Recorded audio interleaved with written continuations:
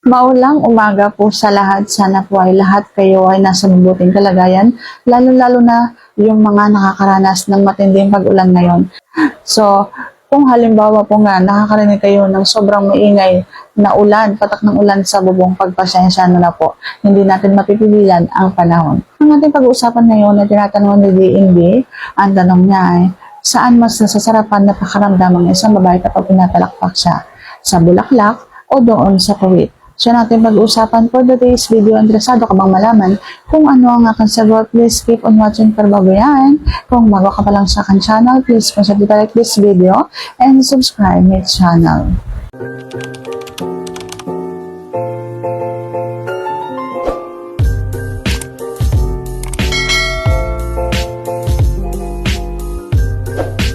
Para doon sa mga bago na hindi pa alam na ako po ay isang babae na ayaw ko pong doon pa sa puwit aanuhin.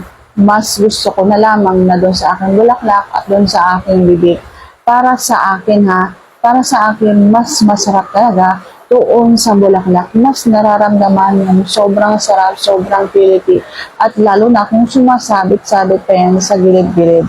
So, nandoon kasi yung sobrang piliti, lalo na nandoon din yung maliit na pasas doon sa ibabaw ng bulaklak ng isang babae. Kaya ang maisasagot ko dyan ay siyempre doon sa bulaklak. Saan pa ba dapat? Kung may pagbibigyan ako na papasukan ng iba pang bukas ng tea sa aking katawan, ay doon na lang sa aking bibig. Pero hindi ko mapagbibigyan doon sa aking puwit kasi madumi yun eh. Kasi bakit naman kasi naiisip niyo pa na doon sa likod ay daanan niyo ng dumi, madumi po yun. Hindi po yun maganda para sa inyo at para na rin din sa babae. Kung halimbawang mahal ninyo ang isang babae, wag ninyong susubukan na gawin ito.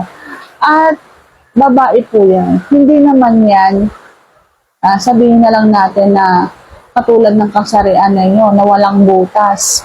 Diba? Kapag walang butas, walang ibang butas na pwede kang pasukan kundi yun nga naman. Pero kung halimbawang babae, tapos papasukan mo doon, parang nga, sa aking palagay nakakawalang respeto yon.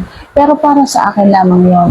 At ginagalang ko rin naman yung mga nagugustuhan na yung pakaramdam doon sa likuran. Kung kayo po ay gano'n, nasasarapan kayo, hindi naman po pare-pareho ang mga tao. Kung nasasarapan kayo na pinapalakpak doon sa likuran, may mga tao din talaga na ayaw ng gano'n. Kaya hindi pare-parehong nasasarapan kapag halimbawang pinapalakpak ang puwitan. So sana sabi ko na tama ang tanong. And if you like this video, please consider to like this video and subscribe my channel. Thank you for watching. See you on my next vlog.